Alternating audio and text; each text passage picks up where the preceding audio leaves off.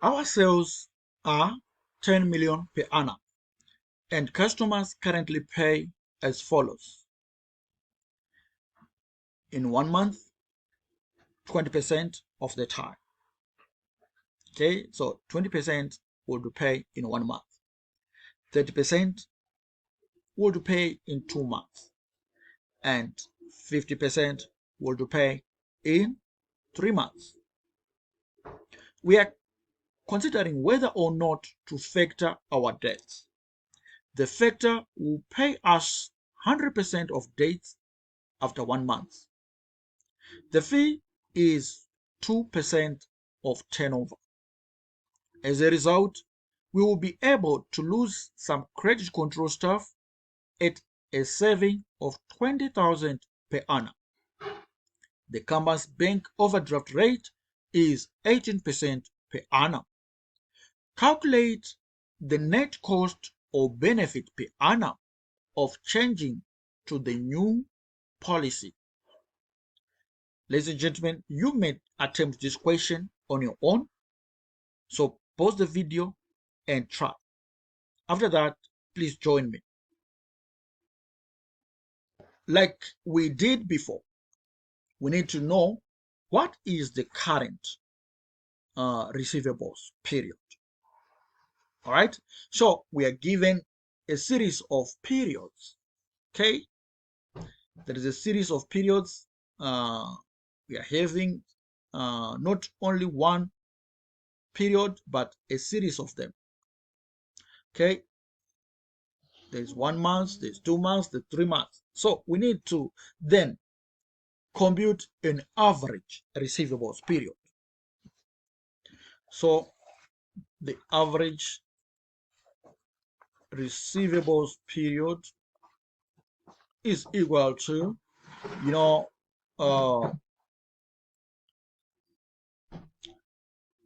that's 1 month is taken by 20%, so that's 0.20, plus 2 months is taken by 0.30, that is 30%, and 3 months is taken by 50%, that's 0.050.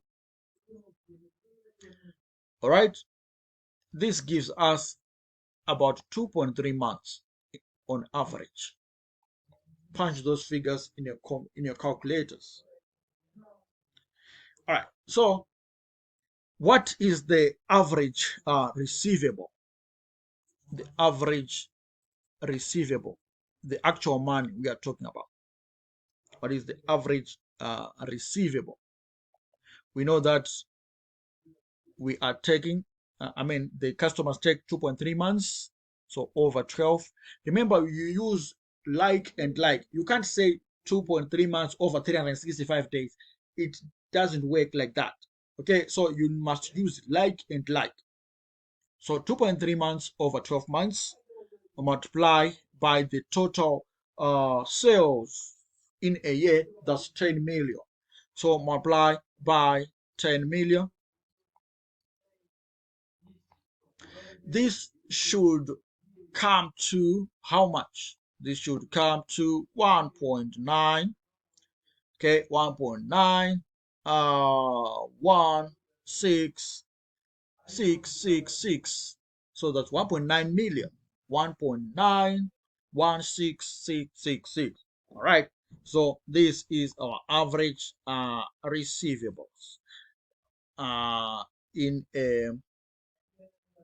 the current position. We have been dealing with the current position. Okay, that's the current receivable position. So you have earned your marks. You need to play around with the figures. Don't be intimidated. Play around with the figures. Make some sense.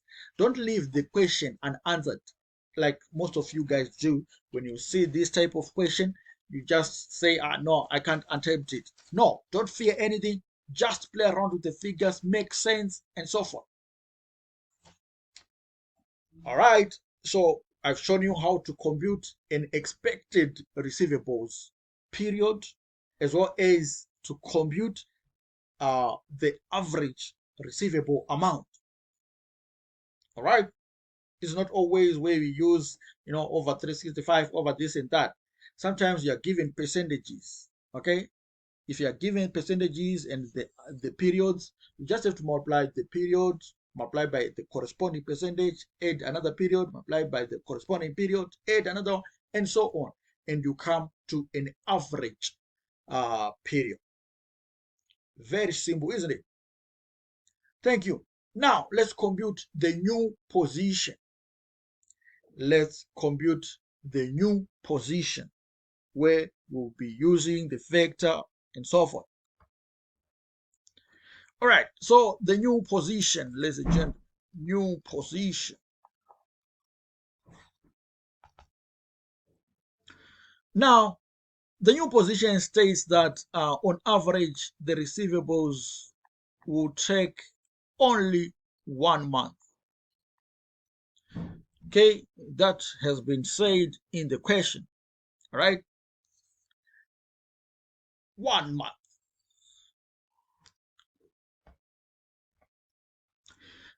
Now, what would be the average receivables in terms of amount?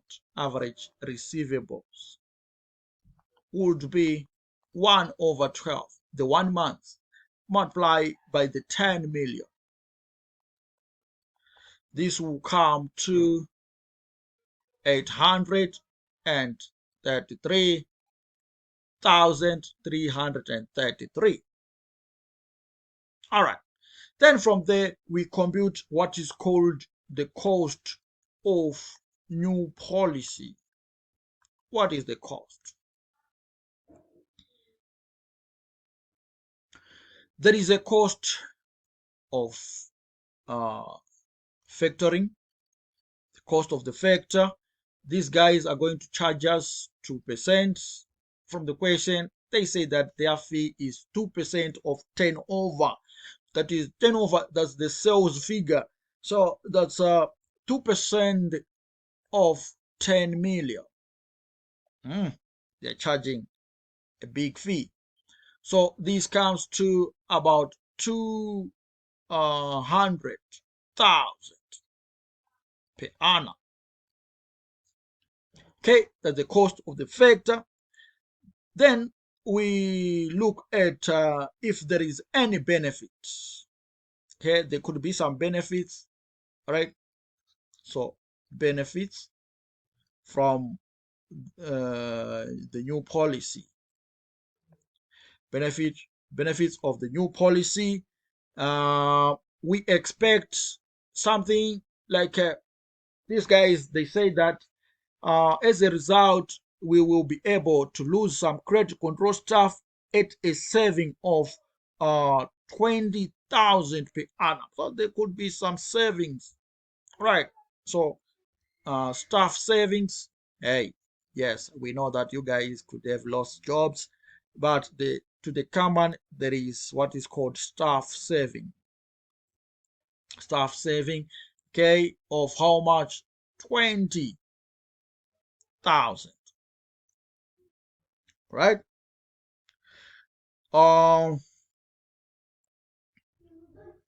What about let me see if there is anything to talk about. If you're looking at our first computation, we determined that the current receivables were 1.9 million. Okay, but the proposed or the new receivables are standing at 833,000. So there is a fall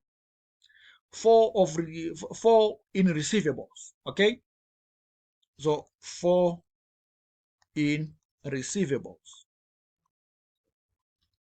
And those who know cash flow statements, they understand that if receivables fall, it means that we have received some money or we have saved on overdraft interest. We have saved on overdraft interest. Okay, we have received some money or we have saved some overdraft interest.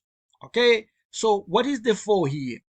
The 4 is 1.9 1.91666 minus 833. Okay, this will give us the 4. Okay, so the 4, if we use our calculators, ladies and gentlemen, please use your calculator. I want the difference there.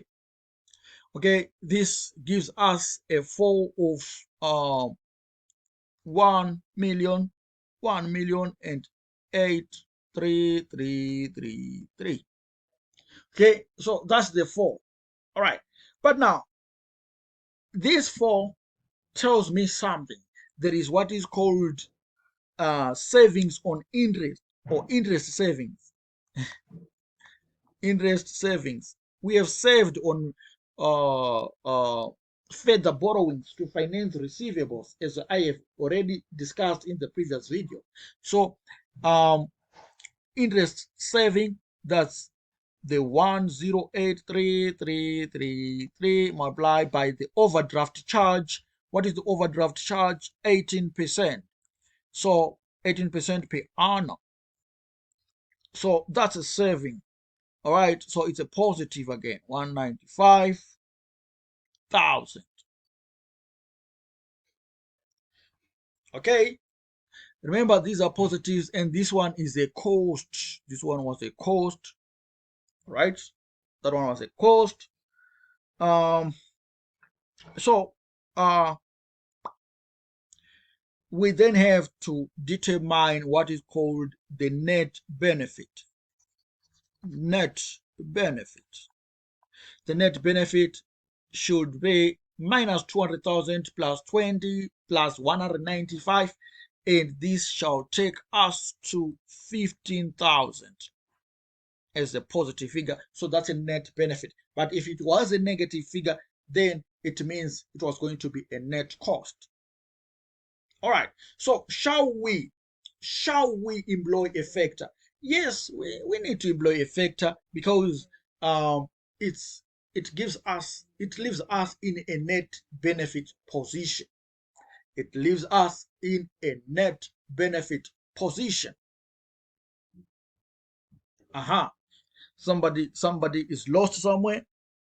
Please, if you're lost, just give a comment in the comment section and say, oh, please, Mr. Akatuta, your video is not understandable. Can you please improve on this? So that we improve, we both learn. You benefit, I do benefit as well, because I need to improve such that this school becomes a #1 school online, a #1 ACCA school online. Thank you. Now, I think we need to let us try another factoring example. I feel so. I feel that if we do another one, we will leave you guys in the best position ever. All right. So let me just do another factoring example, and then I call it quit.